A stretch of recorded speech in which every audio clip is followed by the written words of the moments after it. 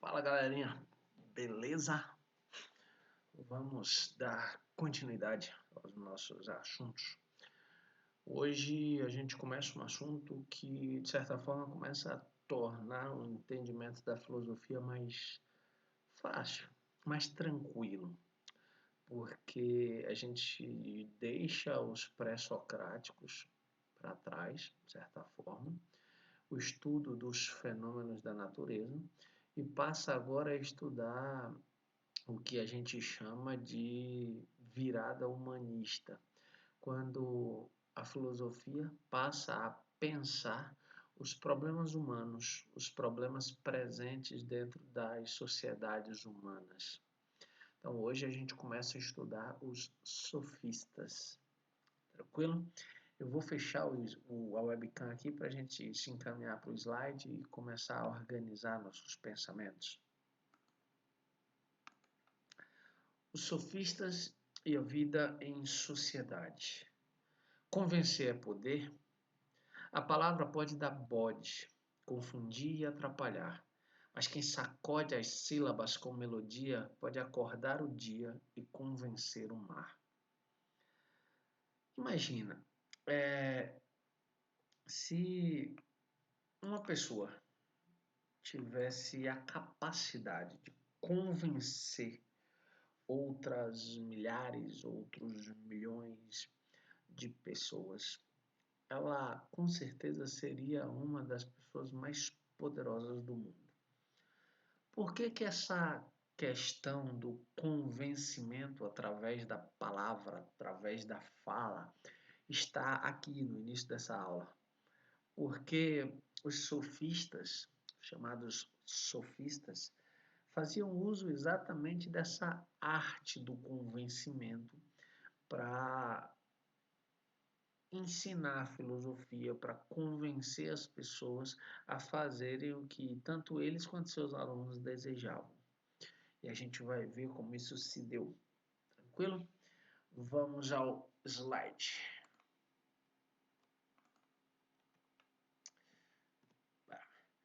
A arte do convencimento. Imagine que você tem alguns adversários e que sua história seja contada por eles. A questão é, dos filósofos gregos antigos, desde os pré-socráticos, e vocês viram isso ao longo desses estudos que a gente já fez, a gente tem poucos conteúdos, a gente tem poucos materiais que resistiram ao tempo e que chegaram, de certa forma, até os nossos dias. Isso, de certa forma, prejudicou o acesso a todo o conhecimento que aqueles homens daquele período histórico produziram. Não foi diferente com os sofistas. Os sofistas, muitas das coisas que nós conhecemos sobre os sofistas foram deixadas por pessoas que não gostavam dos sofistas. Ou seja, é como se você tivesse a sua vida, como se você tivesse a sua história, mas não restasse absolutamente nada de você, a não ser o que seus inimigos ou seus adversários falaram sobre você. E em função disso, galera, a gente tinha uma visão muito ruim dos sofistas. Eles eram acusados de manipuladores, eram acusados de aproveitadores, eram acusados de mentirosos.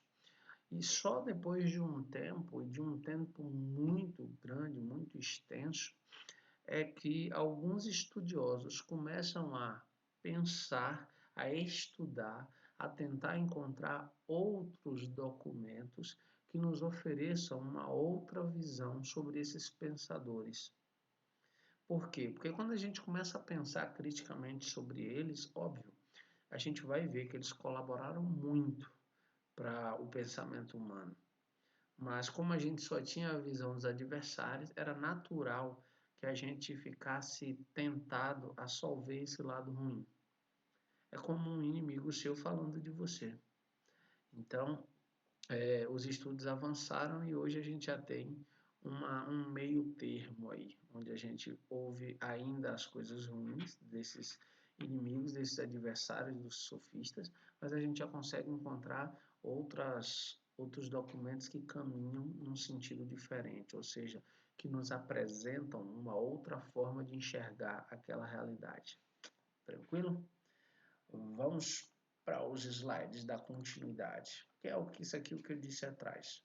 Durante muito tempo, os sofistas foram considerados aproveitadores ou oportunistas, pois essa era a visão que Platão, vocês vão estudar Platão daqui mais uns dias, aluno de Sócrates, tinha sobre eles e registrou em seus escritos. Mas a história começou a ser revista pelos estudiosos há algum tempo. Com que interesse essa história passou a ser revista? Na tentativa de observar os pontos positivos desses pensadores, os sofistas. Bom, professores da arte de falar bem. Bom, quando a gente pensa em sofistas, é preciso que algumas coisas fiquem muito claras. Os sofistas, eles eram professores particulares. Normalmente, eles saíam pelas cidades e estado vendendo os serviços de professor, ou seja, eles cobravam muito caro e davam aulas para os filhos das famílias mais ricas dos lugares para onde eles iam. É válido ressaltar, e aqui é importantíssimo vocês lembrarem disso, prestarem atenção nisso, porque isso é fundamental para compreender a importância dos sofistas. A gente está falando de uma Atenas, ou seja, de uma cidade-estado grega, que fundou a democracia. E lá, em Atenas, essa democracia contemplava, ou seja, dava acesso, dava cidadania apenas a 9, 10% da população. Quem era essa população ateniense que era considerada cidadã? Homem, filho de pai e mãe ateniense, maior de 18 anos. O que é que eu estou dizendo com isso? Que mulheres, escravos, homens livres estrangeiros, eles não eram considerados cidadãos. Eles não tinham direito de fala. Então, os sofistas, eles iam para Atenas dar aulas de como falar bem, de como organizar um discurso, de como convencer através desse discurso. Para quem? Para os filhos de quem tinha muito dinheiro nessa época. Com que objetivo? Com o objetivo de que na assembleia, ou seja, na praça pública, no espaço chamado de ágora, onde as pessoas se reuniam para decidir os rumos da cidade, ou seja, para formular leis, para convocar guerras, para falar sobre as obras públicas, para fazer eleições. Todos os cidadãos iam para esse espaço e lá eram abertos os espaços para as pessoas falarem suas ideias, defenderem suas ideias e convencerem outros a abraçarem essas ideias. E quando houvesse uma maioria apoiando essa ideia, aquela ideia passaria, por exemplo, a ser lei, ou tomaria uma determinada decisão. Daí a importância de se falar bem, de convencer todo aquele povo que estava ali para ouvir. Até porque, como era de 9 a 10% da população, e eram parte da população mais rica da cidade, eles já tinham o poder econômico. Faltava-lhes o poder político. E esse poder político ele não poderia ser comprado, não diretamente. Então, uma das formas de conquistá-lo era conquistando a assembleia, conquistando aquela maioria. E qual era a forma de conquistar essa maioria? Através de um discurso, de uma fala muito bem organizada, ou seja, o falar bem em público, a retórica, a oratória. Tá claro até aqui?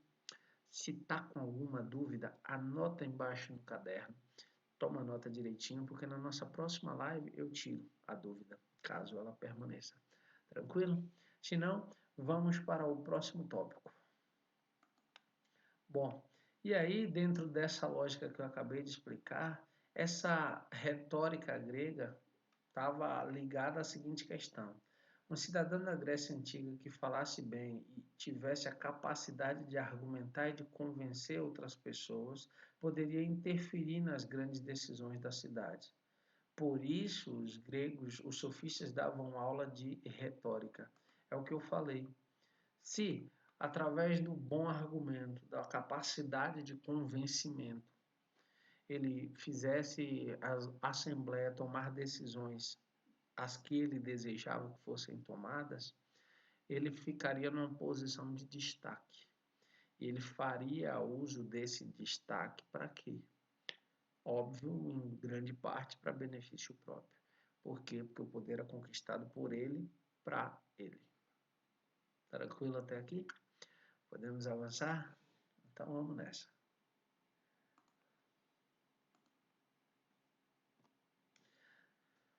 As reflexões sobre o ser humano. Os sofistas fizeram uma espécie de revolução no pensamento ao refletirem sobre os problemas humanos: política, arte, religião, retórica, educação e linguagem. É exato afirmar, aqui faltou um R, galera, que com os sofistas inicia-se o período humanista da filosofia antiga. Vamos lá, eu vou explicar em detalhes o que é essa virada humanista, o que é essa fase humanista dentro da filosofia. Bom, primeiro eu gostaria de lembrá-los, como eu lembrei no início dessa aula, que o objeto de estudo dos filósofos pré-socráticos, ou seja, os filósofos que vocês estudaram até a aula passada, era a natureza. Ou seja, os filósofos pré-socráticos estudavam os fenômenos naturais. Com que objetivo, Theo? Com o objetivo de tentar entender a realidade e do que ela é feita. Os sofistas, eles vão deixar de lado o estudo desses fenômenos naturais e eles vão agora estudar fenômenos sociais, ou seja, coisas que nos afetam enquanto seres humanos, coisas que permanecem para a gente como dúvidas que a gente ainda não conseguiu, de certa forma, resolver. A política e como essa política funcionaria da melhor forma possível para vivermos numa sociedade mais justa. A arte, como a arte nos toca, como ela nos afeta. A religião, existe ou não existe um Deus? Existe ou não existe vida após a morte? Existe ou não existe alma imortal?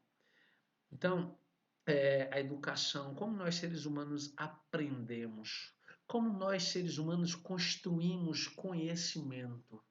Todas essas eram questões que povoavam ali, que passeavam pela cabeça dos sofistas. E esses sofistas, eles davam aula de diversos assuntos, mas eram muito bons professores, principalmente na arte de convencer, na arte de elaborar discursos públicos muito convincentes, que faziam com que as pessoas abraçassem aquelas ideias como se fossem suas. Até hoje, um bom orador, um bom argumento serve muito bem a diversas profissões. Quer exemplos dela? Eu não consigo conceber um advogado sem a capacidade de uma boa retórica, sem uma boa capacidade de convencimento. Eu não consigo conceber um promotor de justiça sem uma capacidade muito boa de argumento. E eu não consigo convencer, ou melhor, me convencer de que deva existir um professor sem uma excelente capacidade de argumentação. Por quê? Porque são profissões que exigem desses profissionais bons argumentos, capacidade de raciocínios rápidos. Para quê? Para que eles sejam capazes de transmitir as ideias da forma mais clara possível. para que eles sejam capazes de falar e serem entendidos. Tá claro? E você tem uma boa argumentação? Você está com a retórica afiada em dia? Se ficou alguma dúvida, lembrando, anota no caderno que a gente vai tirar na próxima live. Fechado? Podemos ir para o próximo tópico? Então vamos nessa.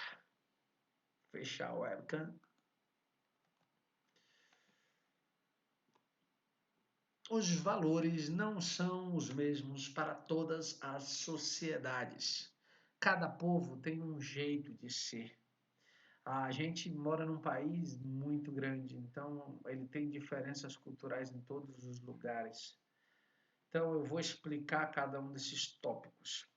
Bom, pensem o seguinte: os valores sociais, os valores que norteiam, que são o ponto de referência de uma determinada sociedade, esses valores eles são criados dentro da própria sociedade.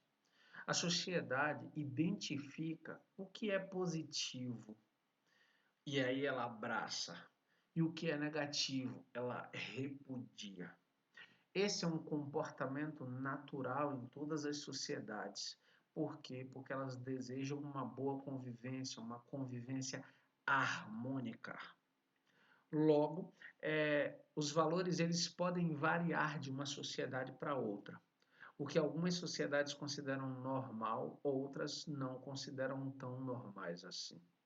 O que é possível ser feito em um determinado lugar não pode, por exemplo, ser feito em outro lugar.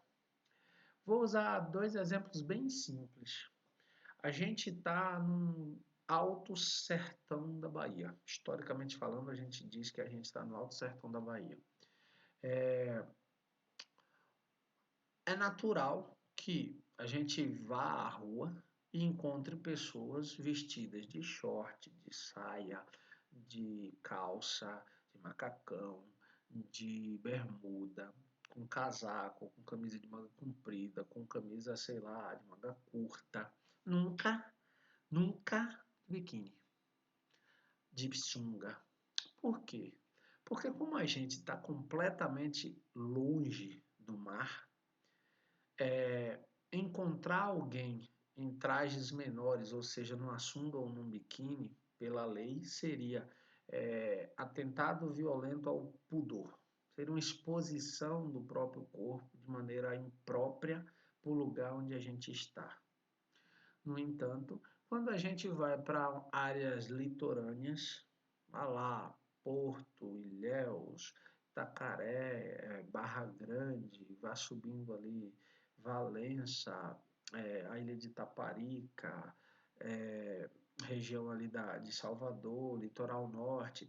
Então, se você for visitar, passear por aqueles lugares, é muito comum, por exemplo, você chegar no supermercado e encontrar uma pessoa de biquíni só com a saída de praia.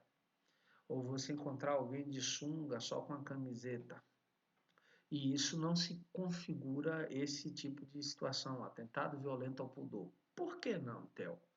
Porque o contexto e os valores daquela sociedade, por estarem próximos do mar, permitem que eles usem aquele tipo de traje, mesmo no ambiente urbano ali, já que a praia é um complemento da cidade. Mas, se essa mesma pessoa sai de lá e vem para cá e se veste da mesma forma, de sunga e camiseta, por exemplo, ele com certeza vai ser, no mínimo, avisado pelas autoridades e insistir provavelmente preso. Percebe como os valores eles mudam de lugar? Mas eles também não mudam apenas com relação ao lugar, eles mudam também com relação ao tempo. Hoje, se você for à praia, eu vou manter o exemplo da praia, você vai encontrar pessoas com biquínis normais. Mas, se você voltasse 120 anos, ali no início do século XX, por volta de 1901, 2, 3, era muito natural chegar, por exemplo, em Copacabana, no Rio de Janeiro, e encontrar mulheres em que os biquínis começavam no tornozelo e terminavam no pescoço. E vinham até aqui, o pulso. Ou seja, elas usavam uma espécie de macacão, onde só a cabeça, os pés e as mãos poderiam ser expostos. Óbvio que com o tempo esses valores vão mudando e a gente vai tendo uma diminuição dessas peças, até chegar hoje o que a gente chama de biquíni. Comparado com aquele de 120 anos atrás, o de hoje é minúsculo. Percebe como os valores se alteram no tempo? Por que eles se alteram? Porque, teoricamente, a nossa sociedade a gente vai evoluindo, vai prestando atenção a outras possibilidades. Daí, por exemplo, mesmo a gente vivendo no mesmo país, mesmo a gente vivendo no mesmo estado, as diferenças culturais elas variam muito. Imagina o seguinte, eu vou estabelecer um comparativo entre Caetité, que é a cidade que eu moro hoje, e Cruz das Almas, que é a minha cidade de origem. Quando eu cheguei aqui em Caetité, eu estranhei muito a comida. Por quê? Porque a comida caetitense é uma comida muito mais próxima da culinária mineira. São pratos mais farofados, são pratos mais secos. Lá no Recôncavo, Cruz das Almas está pertinho de Salvador, então a cultura alimentícia de lá tem muito caldo, muita muqueca. As comidas normalmente são preparadas com muito caldo. Isso é cultural daquela região do Recôncavo e Salvador. Então, se você pegar, as pessoas lá andam muito desarrumadas. Elas acabam pegando qualquer roupa, vestindo, usam muita camiseta regata. Aqui em Caetité, por exemplo, a gente quase não vê ninguém de camiseta regata, a não ser que esteja fazendo muito calor. Mesmo assim, as pessoas estão quase sempre muito elegantes, muito bem vestidas. Então, são diferenças culturais. Por quê? Porque se você muda o lugar, você muda os valores, você muda os costumes, você muda os hábitos. Por consequência, você muda a própria cultura. Tá claro até aqui? Lembrando, ficou dúvida? Anota no caderno. A gente vai tirar lá na live. Vamos para o próximo tópico? Fechar aqui o webcam. E, ao perceberem isso, os sofistas concluíram que o funcionamento da sociedade é diferente da atividade da natureza. Por que os sofistas perceberam isso? Porque eles perceberam que os fenômenos naturais, em sua grande maioria, eles eram regulares. O ano estava dividido em 4 estações, cada uma dessas estações apresentavam ao longo dos anos as mesmas características, no outono e no inverno.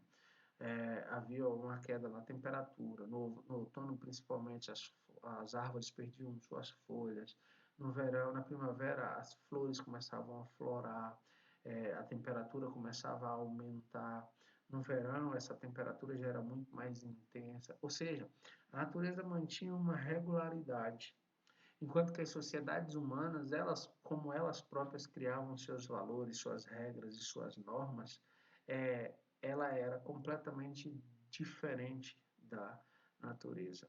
Ela era singular, ela era ímpar. Ela precisava ser avaliada a partir dessas mudanças, a partir dessas alterações que a própria sociedade sofria. Diferente do que acontecia com a natureza. Tranquilo até aqui? Então vamos. Próximo tópico. As convenções humanas são mutáveis. É mais ou menos o que eu disse na fala anterior. A sociedade humana, diferente da natureza, funciona com regras, com leis ou normas criadas por acordos e convenções. O que são esses acordos e convenções? São quando todos, ou pelo menos a maioria, concordam que uma determinada lei vai passar a valer. Hoje, por exemplo, nós temos os poderes públicos em suas várias esferas, desde a esfera federal, a esfera estadual e a esfera municipal. E esses poderes públicos, hoje, eles têm a capacidade de criar leis. Exemplo, a Câmara dos Vereadores cria uma lei, vota essa lei, aprova, o prefeito vai lá e sanciona essa lei. Ou seja, autoriza que ela seja posta em vigor. Se você desobedecer aquela lei, você estará cometendo um crime. Hoje, tudo bem, existem esses poderes estabelecidos. Mas antes que esses formatos de leis, de estados, de cidades, de países fossem feitos, o que existiam eram acordos, eram convenções. E quando a lei não conseguia alcançar um determinado contexto, o que prevalecia era o quê? A honra, a palavra. Daí, por exemplo, se você for conversar com seu avô, você vai perguntar para ele como era no tempo dele, e ele com certeza vai dizer que a honra e a palavra de uma pessoa valia muito.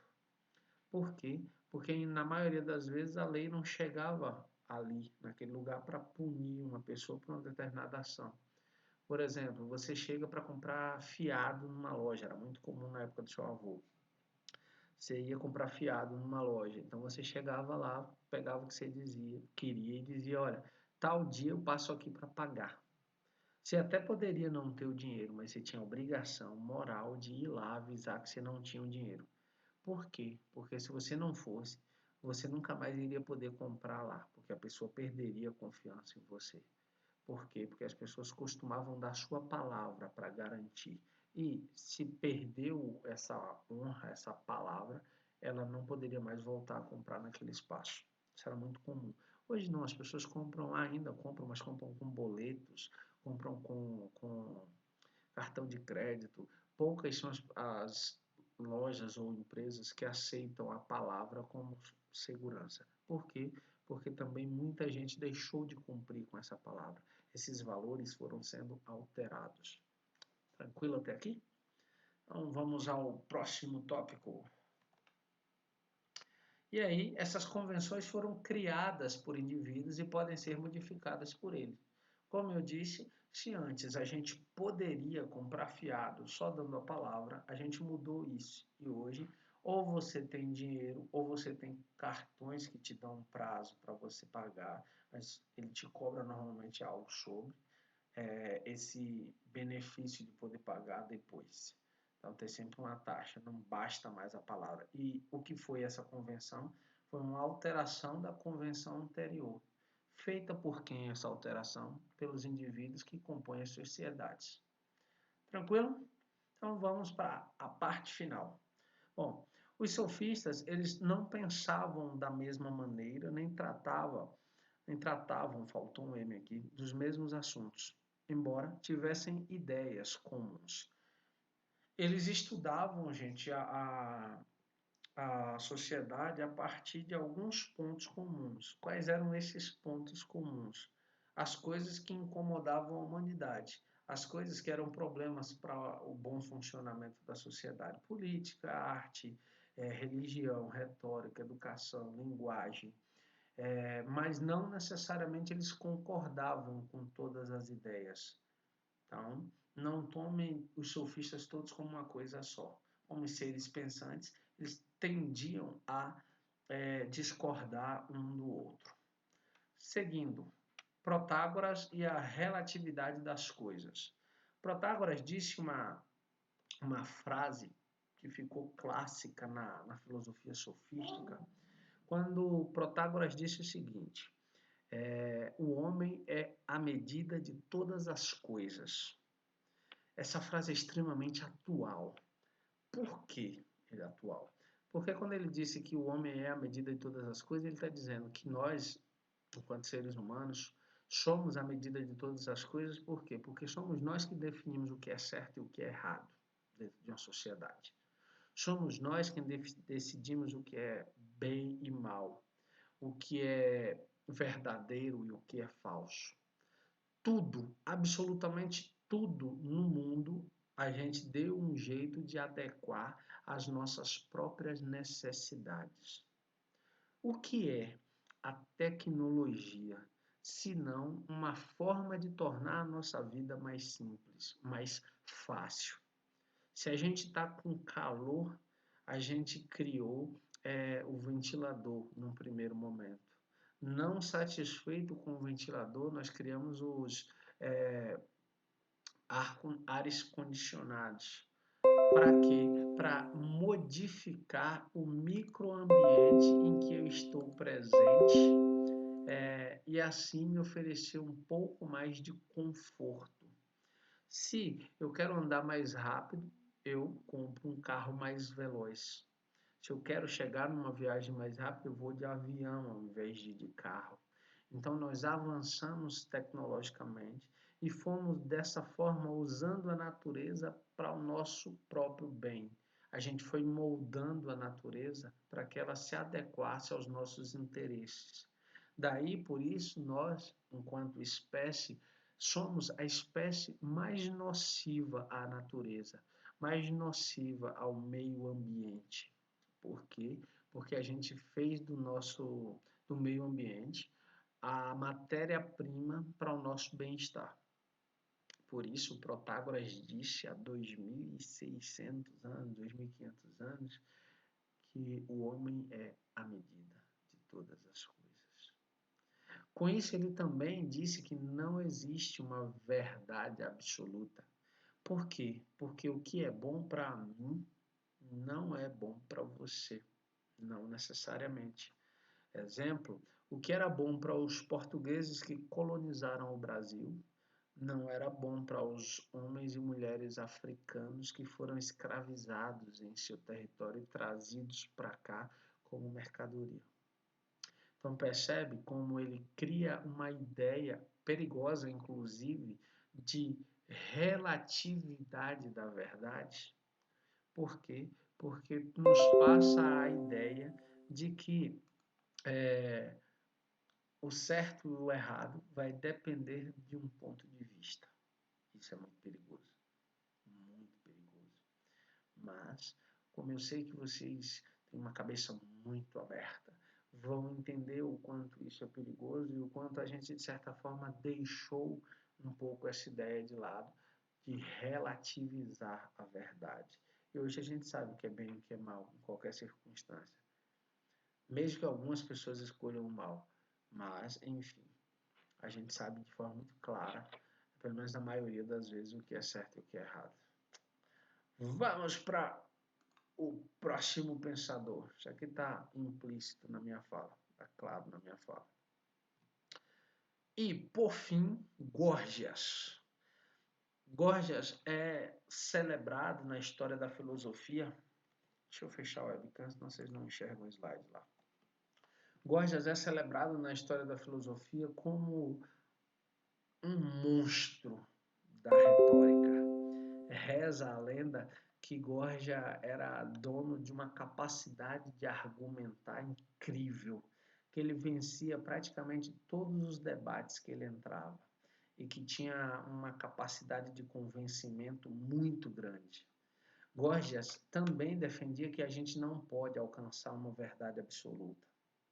E, para ele, o bom retórico, ou seja, aquele que argumenta, seria quem convencer as pessoas em diferentes situações, independente de dizer a verdade ou não.